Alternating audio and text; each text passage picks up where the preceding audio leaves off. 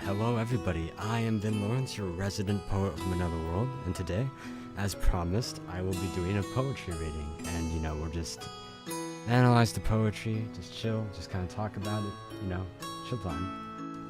I've been wanting to do something different from gaming, and I decided, since I'm a poet and I need to refine my art, I might as well examine the poetry from this world. So, here's Vin's curated poems. Hope you enjoy it. We'll start off with a few poems by Emily Dickinson. This one is I'm Nobody. Who are you? I'm nobody. Who are you? Are you nobody too? Then there's a pair of us. Don't tell. They'd advertise, How dreary to be somebody. How public, like a frog, to tell one's name. A livelong June to an admiring bog. So this one is pretty simple, honestly. This poem is more about, being away from the public eye and how being somebody who's well known can be a bit annoying at times. I'm not bad with socializing, but I run out of battery if I socialize for too long, or if I'm not, very familiar with the people. So I relate to this, just wanting to be a nobody. First stanza, I'm nobody, who are you? Are you nobody too? And there's a pair of us. Don't tell, they'd advertise, I definitely feel that sense of camaraderie when people are like, I get tired when I go out too much. I'm not super introverted. I'm pretty average in terms of extroversion. But, I can understand the feeling of being like, you meet someone and it's kind of like, yo, it's another more introverted person. They can relate to being out of battery. Because I just can't relate to people who say, when I'm out with people, they energize me. I'm just not wired that way. Don't tell us they'd advertise, obviously don't draw attention to us. Then how dreary to be somebody, how public like a frog, to tell one's name, the livelong June, to an admiring bog. It's kind of like, to be somebody in the public figure, like a celebrity or anyone, you have to jump through hoops to deal with, socializing and all that stuff. And this is what's kind of like putting out the bog, putting yourself out in the audience, the bog, getting lost in the swamp, having to appease the people. And leaping like a frog. Sometimes it's dreary, and that's why there's all the dashes and exclamation points. It's okay to be nobody if you don't want to be somebody, and it can be fun to just be introverted. And Dickinson was known to be quite the introvert, so it's not surprising she would write something like this that celebrates introversion quite a bit. I think it's a good one. Anyone who's an introvert, they'd understand, and if you're an extrovert and you don't understand, maybe reading it can give you insight to what it might be like being an introvert. I can certainly relate to that. Being no one, not wanting to be bothered, that kind of stuff. I definitely, we all have days like that. I have some days where I wake up and it's like, I don't want to do anything. I don't want to deal with people. I don't want to socialize. I just want to be off the radar, not draw attention to myself. There's sometimes in real life where people go up to you and try to talk to be friendly, and I'm just like, no, please, don't notice me. I'm just not in the mood right now. Next is success is counted sweetest. Success is counted sweetest by those who neigh or succeed. To comprehend a nectar requires source need. Not one of all the purple host who took the flag today can tell the definition, so clear a victory. As he defeated dying, on whose forbidden ear, the distant strains of triumph burst agonized and clear. So this one is more about,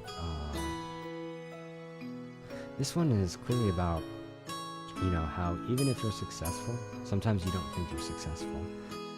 Success is kind of sweetest by those who never succeed. To comfort a nectar requires source need. So if you never succeed, you don't know the feeling of success, or if you interpret things that way.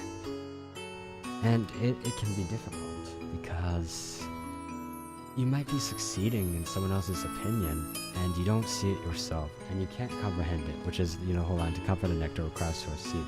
You might just not realize that you are successful and that you're doing well. And that can, really confuse people. that can really be confusing to people who, think you're successful and you don't understand it. A lot of very talented individuals I know, who I would consider to be successful, don't consider themselves successful. And it's just all a matter of perspective. Not one of all the purple hosts who took the flag today can tell the definition so clear victory. So, flag is usually associated with conquest, domination, winning, the classic castle siege. Host is capitalized. I assume the host means us, the reader, or some sort of, manifestation of whoever this message is to.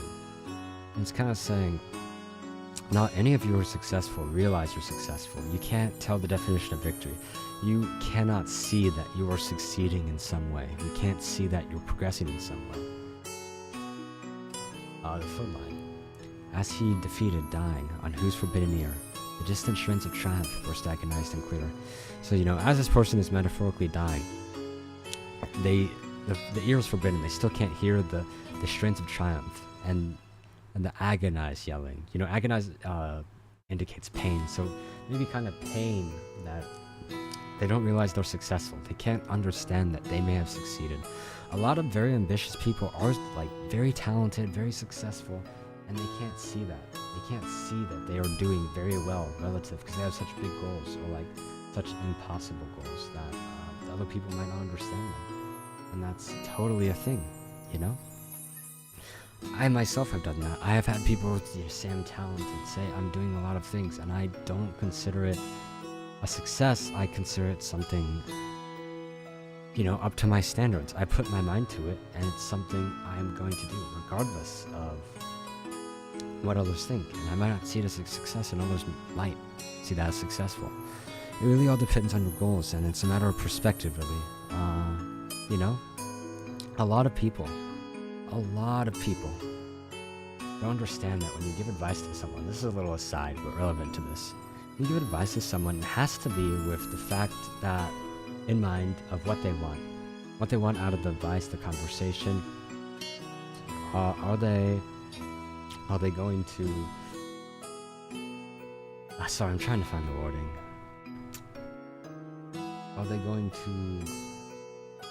Is the advice you're going to give help them succeed in the goals they want? You really need to consider, what do they consider successful? Not what you personally consider successful, but what is this person asking for?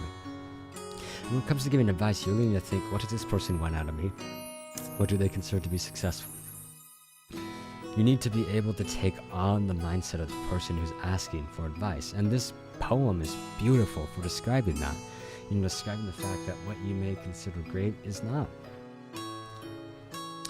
to them, and what they consider great might not be great to you. And you need to put yourself in their feet and be like, yo, if this person asks me this, what are they looking for, and what can I say that helps them progress themselves in their own goal? What is their internal locus of control? What are they looking for? Next. Help is the thing with feathers that perches in the soul, and sings a tune without the words and never stops at all. The sweetest in the gale is heard. The storm must be the storm that could have bashed the little bird. It kept so many warm. I've heard it in the chillest land and on the strangest sea, yet never in extremity it has to come of me. So hope is the thing with feathers is kind of saying hope is weightless. Hope cannot be held down. If any of you have played God of War 3, that's spoilers. I can't say that. Never mind. It's an old game. I'll say it anyway. People who don't know God of War 3, please skip ahead.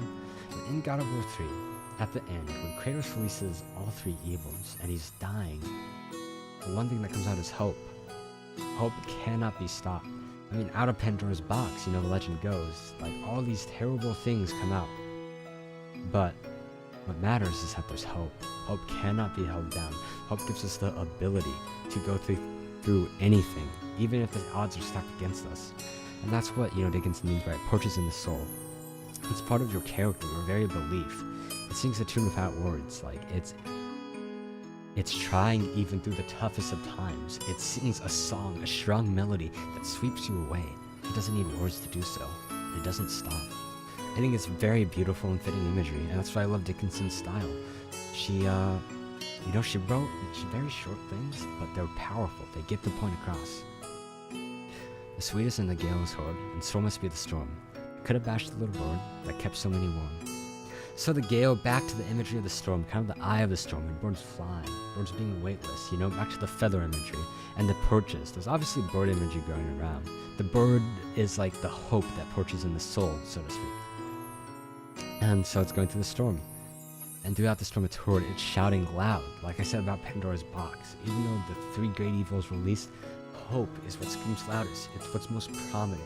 It is the most powerful feeling despite all the negative emotions. No, I'm not saying I feel hope like that all the time. I'm saying, like, if you truly believe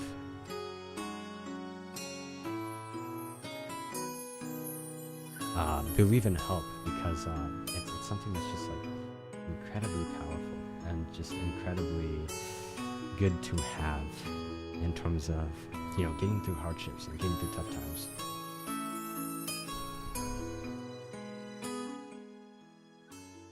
And so that, you know, it's a really powerful feeling to have. If you've ever felt truly hopeful, you'll know, like, how great it can be in very tough times.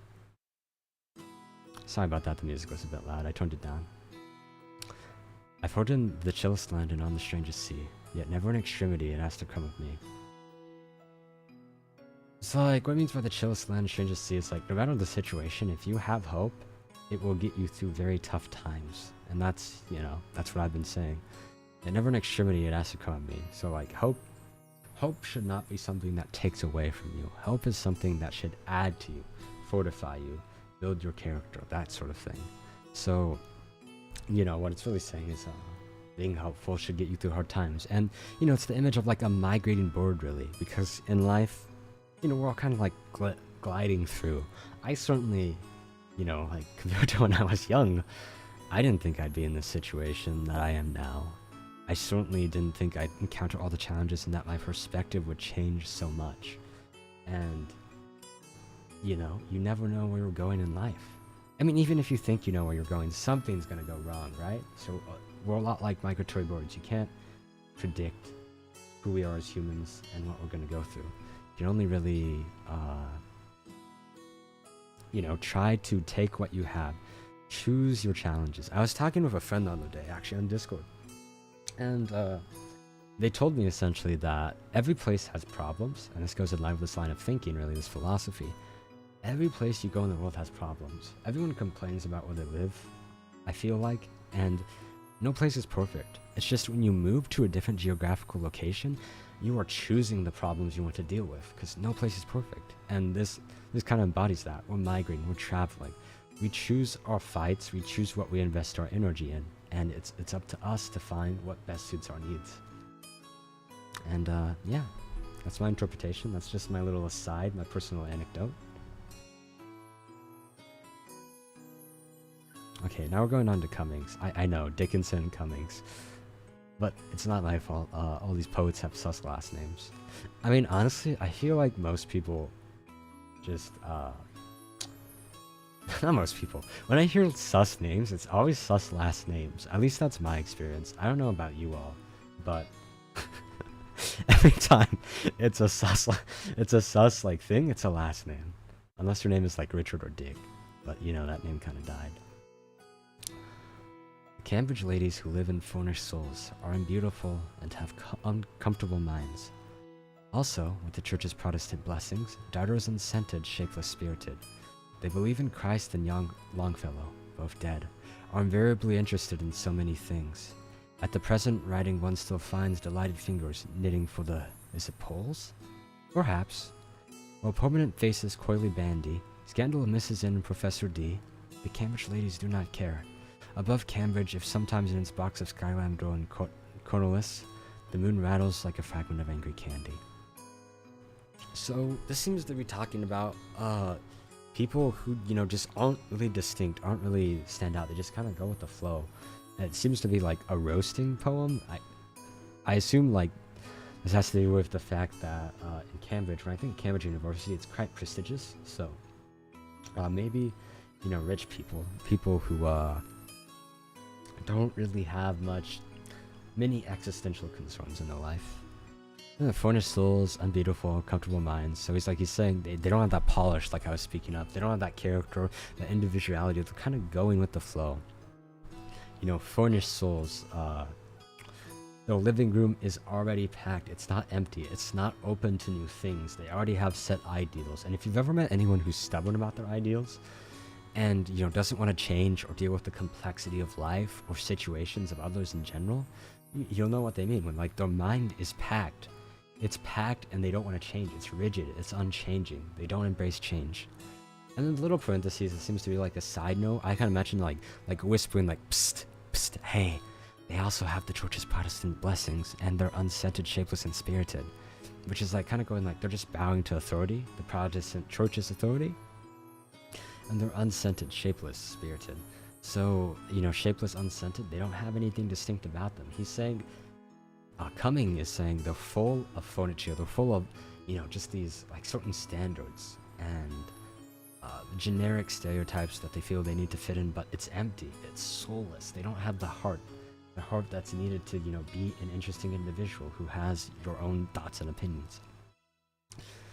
I'm not sure if he was anti-religious or if he's just like roasting religious people. I don't really want to get into that, so please don't mind that. I didn't write these poems.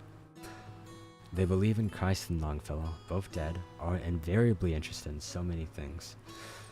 So he's saying like, they believe in, you know, dead people. They believe in things that aren't really relevant, which goes in line with the vibe I'm getting. I'm reading these blind, so keep in mind, interpretations obviously aren't professional. The beautiful thing about poetry is that you can give it really any interpretation. And then he says, invariably interested in so many things, like with kind of the dash. And in poetry, grammar is very important. So I view that as like sarcasm, like, oh, they're interested in so many things. It's facetious. It's not. It doesn't really mean it. Kind of interested in basic things. At the present writing, one still finds delighted fingers knitting for the is it poles. And now once again he's saying like knitting. Back in the time this was written, I assume that was a very, very generic hobby and, you know, not very standout. Not sure what Poles have to do with it though. Maybe it was like common to have a Polish husband or something? Perhaps.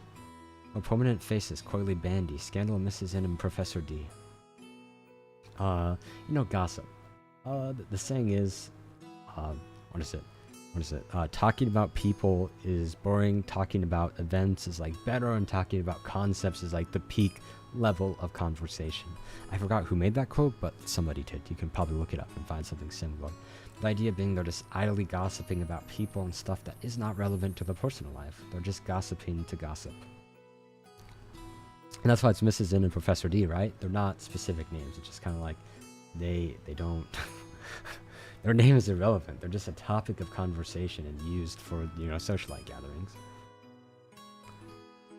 The Cambridge ladies do not care. Above Cambridge, if sometimes in its box of sky lavender and cornelius, the moon rattles like a fragment of angry candy. He's saying the ladies do not care. They're not interested in anything that's relevant. They don't care about what's above. And above, you know, can literally mean the celestial bodies, which are very important things, or just existential things. And the sky lavender and cornelius, no shape, shapeless. Goes back to what he says about furnished, but being empty, the juxtaposition there. Moon rattles like a fragment of angry candy. Like the divine body, the moon, is angry because they were just absolutely so boring. Have you ever met people who, like, they're just completely not interested in what they say? Like, it's just so generic, so boring. They're just following what other people say. Admittedly, since the academy back in my world, which I believe you call high school here, I've not met many people like that. Because people tend to grow out of it when they're less afraid to fit in. But this poem is really representative of people who do things to fit in. And, you know, I've always been a bit of an iconoclast, honestly. My teacher at the academy, when he wrote me a letter of recommendation to go into university before I got transported here, he said one of my positive traits was being an iconoclast. So, yeah, that's always been me. I can't really relate to this, but I do know people who are like this. And I emphasize, because there's a tremendous pressure to fit in. And on the other end, there's a tremendous pressure to, like, stand out and be quirky, especially in, like, individualist societies. I think this would be more representative of the issues of a collectivist society where you need to fit in, like Japan or any communal-based place.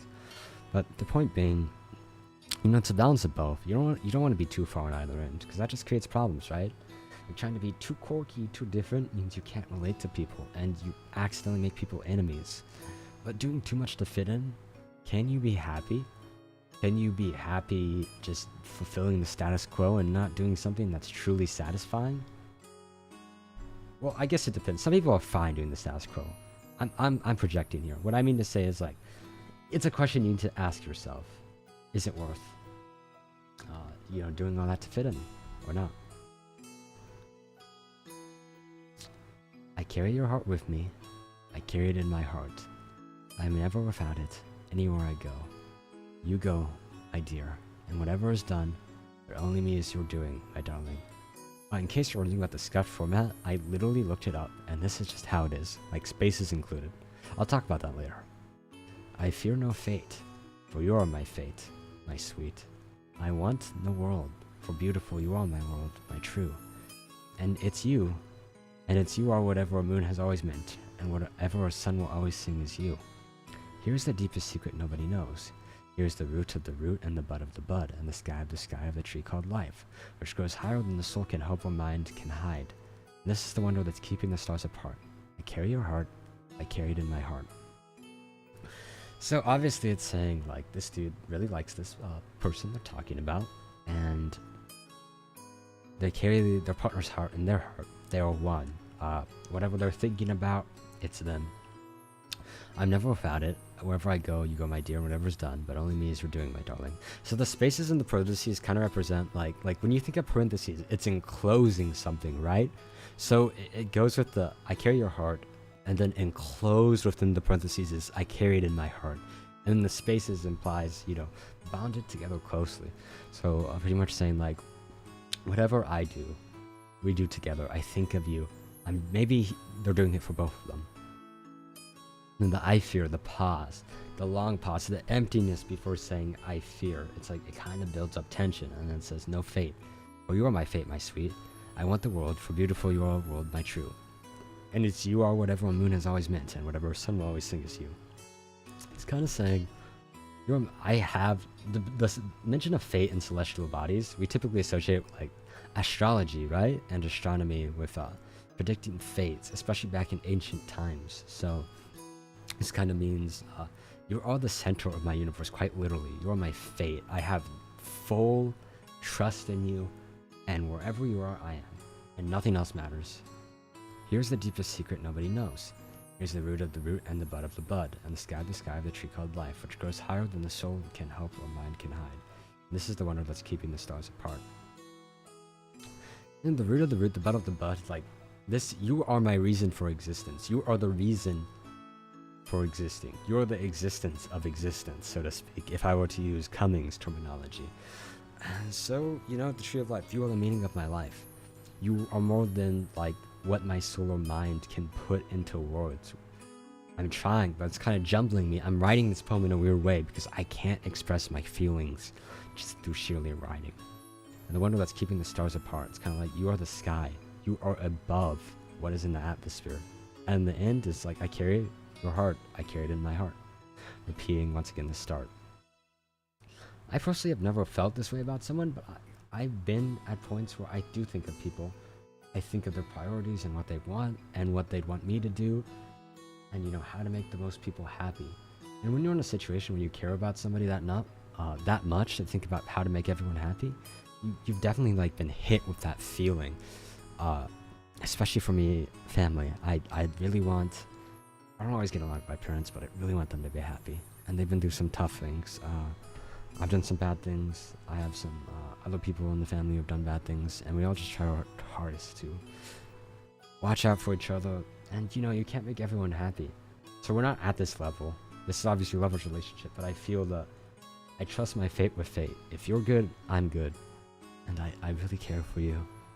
And I really want everything to go well for both of us. Sorry, I got a bit sentimental there, unfortunately. Just really miss my family back in my old world, you could say. Now back to Edward Allan Poe, The Raven. Surely you all have heard of this. This is like a certified hood classic in the poetry world. And if you've ever watched the ERB, like when I was young, I'd watch a lot of ERB.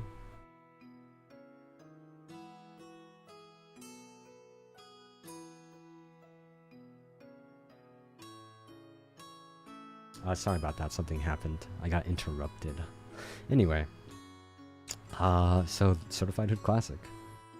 Once upon a midnight jury, while I pondered weak and weary over many a quaint and curious volume of forgotten lore, while I nodded, nearly napping, suddenly there came a tapping, as of someone gently rapping at my chamber door. "'Tis some visitor," I muttered, tapping at my chamber door. Only this and nothing more. Ah, distinctly I remember, it was in the bleak December, and each separate dying ember wrought its ghost upon the floor. Eagerly I wished the morrow, vainly I had sought to borrow from the books sources of sorrow. I don't even know, man.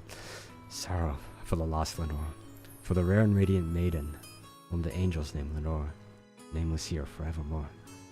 And the silken, sad, uncertain wrestling of each purple curtain filled me with fantastic terrors never felt before, so that now to still the beating of my heart, I stood repeating, "'Tis some visitor entreating entrance at my chamber door.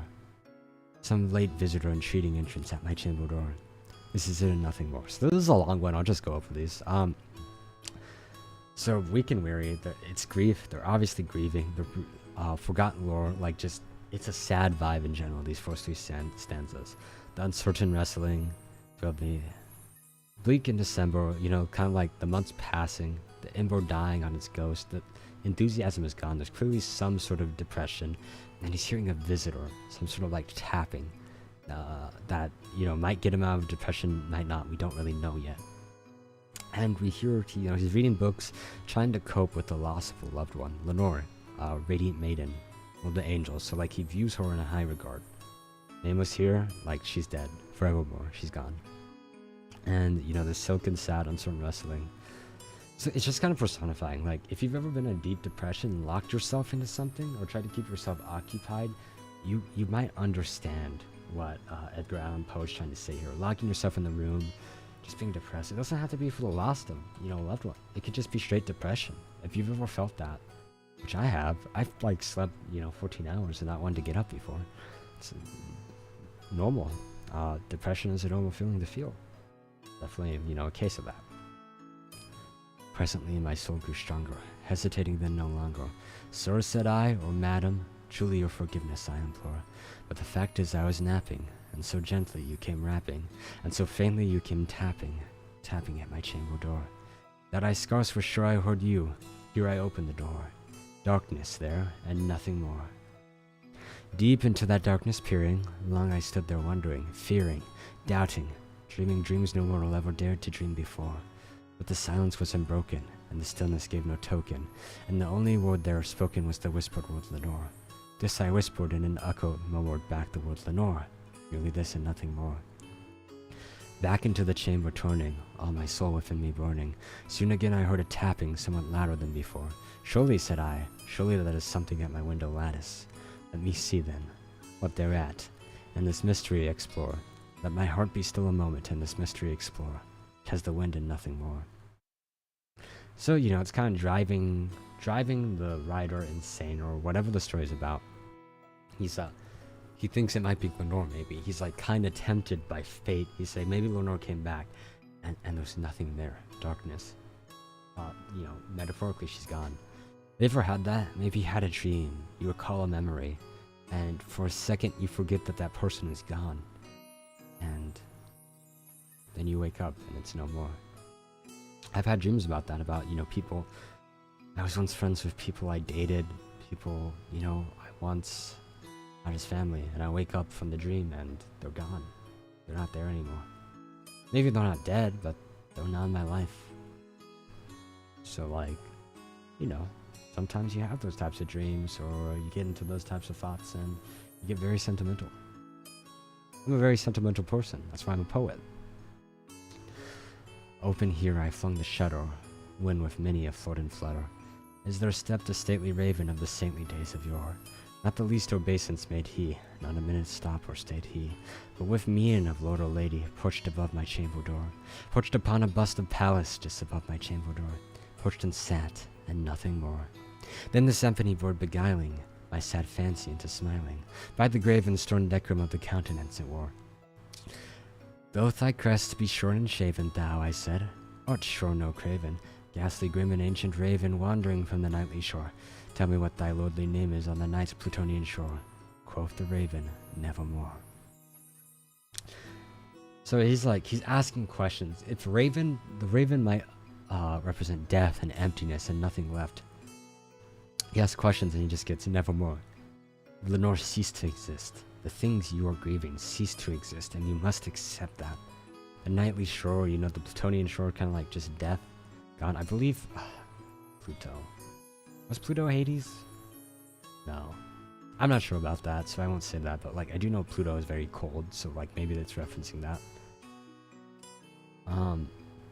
So yeah, he's talking about the saintly days of yore, the past, and he keeps thinking it's Lenore knocking. Lenore was probably someone who visited him, or whoever the narrator is, very often, and he's smiling, thinking about the memories they're subconsciously reaching, but when he opens, it's nothing. It's the darkness, it's the emptiness, it's the fact that she's gone, and he needs to accept that. Much I marveled this ungainly fowl to hear discourse so plainly, though its answer little meaning, little relevancy bore. For we cannot help agreeing that no living human being ever yet was blessed with seeing bird above his chamber door, bird or beast upon the sculptured bust above his chamber door, with such name as Nevermore. But the raven sitting lonely on the placid bust spoke only that one word, as if his soul in that one word he did outpour. Nothing further than he uttered, not a feather than he fluttered, till I scarcely more than muttered, other friends have flown before. On the morrow he will leave me, as my hopes have flown before. Then the bird said, Nevermore. So, it's going back to what I was saying. People leave, people go. And that raven just keeps coming back. And ravens are symbols of death. They're black. And they've been traditionally associated with that. So, he can't escape the fact that the people he might have cared about, I keep saying they, I don't know who the narrator is, I don't know if it's Poe, I'm just assuming it's Poe and it comes from his experiences, so I'll call him he. He is suffering, dealing with loss, and he's asking this bird all these existential questions, and all he's getting is, nevermore. It's gone, I can't answer, there's absolutely nothing to give you, there's only emptiness. Startled at the stillness broken by a reply so aptly spoken. Doubtless, said I, what it utters is its only stock in store, caught from some unhappy master, world unmerciful disaster. Followed fast and followed faster, tell his songs, one burden bore, tell the dirges of his hope, and that melancholy burden bore, of nevermore. But the raven still beguiling all my fancy into smiling, straight I wheeled a cushioned seat in front of bird, bust and door. Thereupon the velvet sinking, I betook myself to linking fancy unto fancy, thinking what this ominous bird of yore, what this grim, ungainly, ghastly, gaunt, and ominous bird of yore meant in croaking nevermore. This I sat engaged in guessing, but no syllable expressing, to the fowl whose fiery eyes now burned into my bosom's core. This and more I sat divining, with my head at ease reclining, on the cushion's velvet lining that the lamp-light gloated over. But whose velvet violet lining with the lamp-light gloating o'er, she shall pass, she shall press, nevermore. So he's just thinking, what is this raven telling me? And he goes back to death, goes back to, horror, she shall pass. Lenore's gone. He's it's kind of like questioning the meaning of life. If you've seen people die, you sometimes wonder what is the point of it all? If you've lost enough, you wonder what is the point of anything if you're just going to lose stuff eventually. If you get too existential, you start to get stuck in your head and think those thoughts. And that short paragraph of him going being driven insane slowly as the bird is just knocking and saying nevermore, and literally giving non-answers, saying one word, not doing anything. He's losing it. He's losing it by the meaninglessness. Then methought the air grew denser, perfumed from an unseen censer, swung by seraphim whose footfalls tinkled on the tufted floor. Wretch, I cried, by God have lent thee, by these angels he hath sent thee, respite and nepenthe from thy memories of Lenore. Quaff, oh quaff, this kind nepenthe, and forget this lost Lenore. Quoth the raven, nevermore. Prophet, said I, thing of evil, prophet still a bird or devil, whether tempter set or whether tempest tossed thee here ashore, desolate, yet all undaunted, on this desert land enchanted, on this home by horror haunted, tell me truly, I implore, is there balm in Gilead? Tell me, I implore. Quoth the raven, nevermore.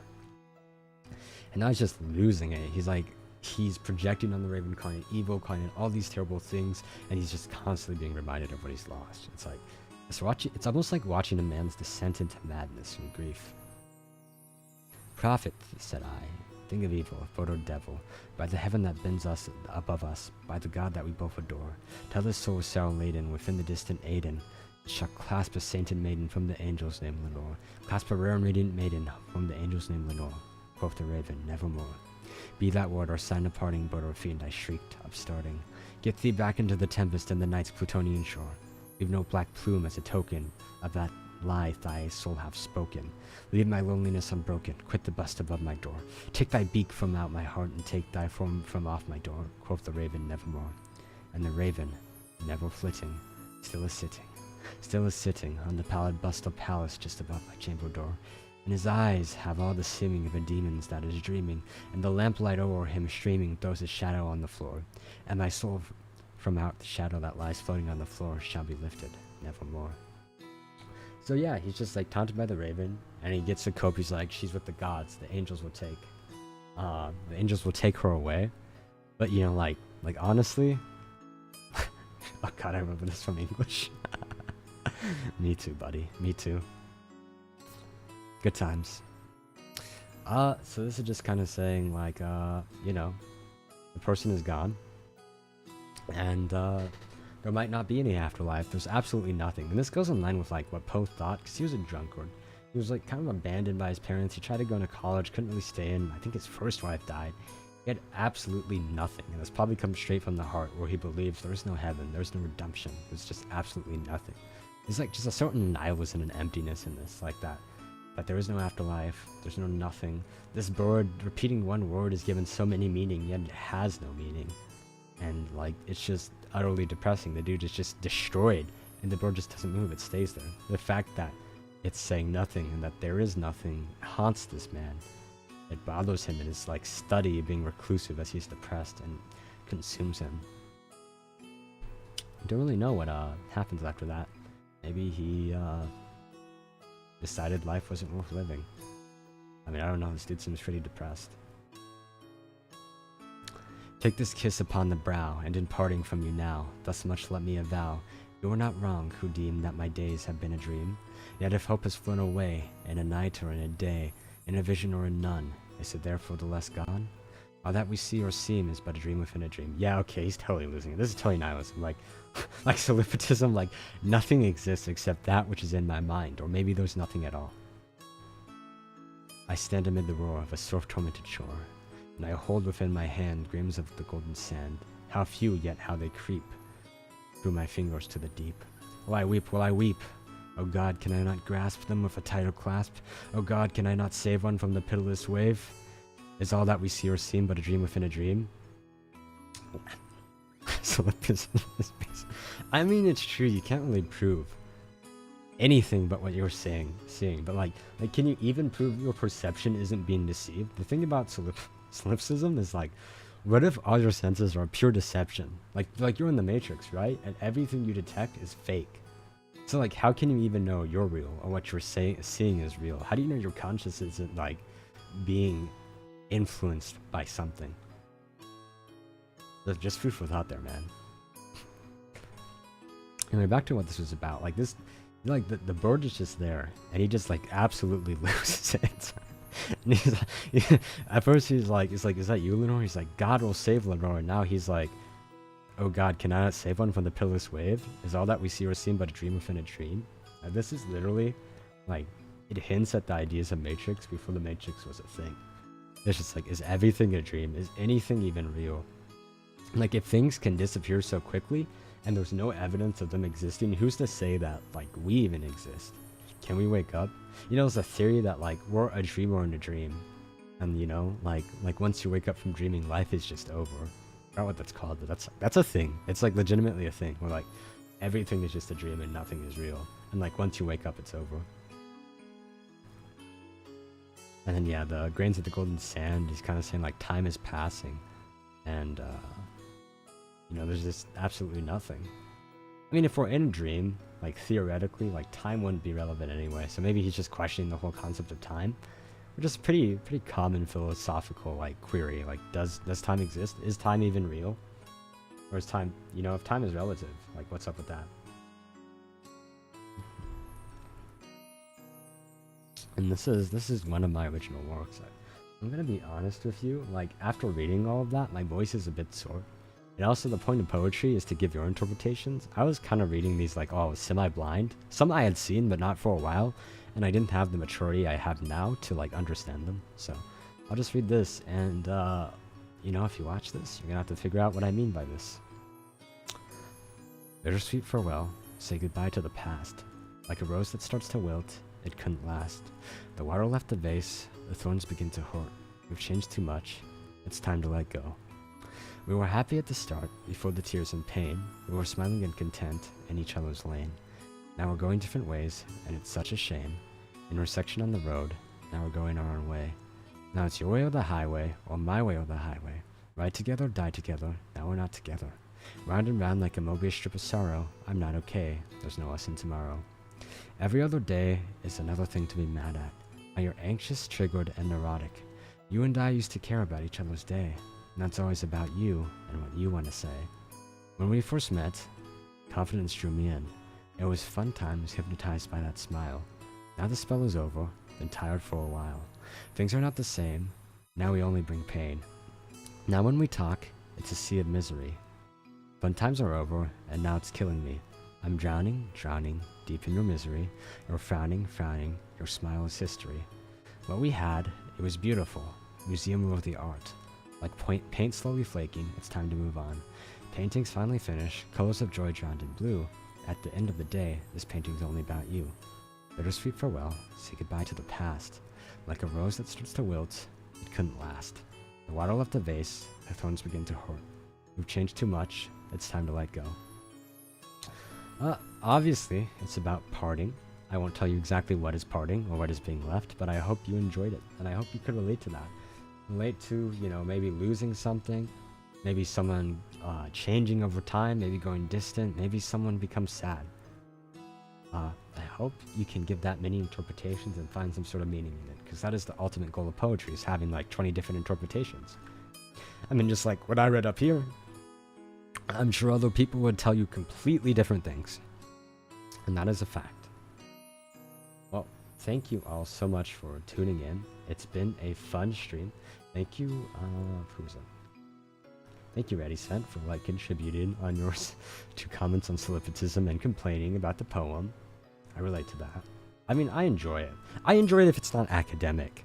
And it's just like, you know, chilling and reading like this. But if it's forced, yeah, it kind of sucks. It's kind of bougie. Imagine unironically reading Shakespeare. Oh wait, that's half of the world. Got him. Anyway, my mini rant is done. It has been great catching up with you all. Thank you for your time tonight. Everyday poetry minutes is cool, but poetry is actually pretty relatable. That's exactly what I was saying. Anyway, I hope you all had a good time tonight. For those who, you know, are watching the VOD and couldn't make it, I hope you enjoyed what I had to say. I hope you could relate to it. And I hope to do some more stuff like this soon, because I am a poet from another world, and I have been greatly enjoying this world's literature, I must say. Until next time, peace, Venlaws.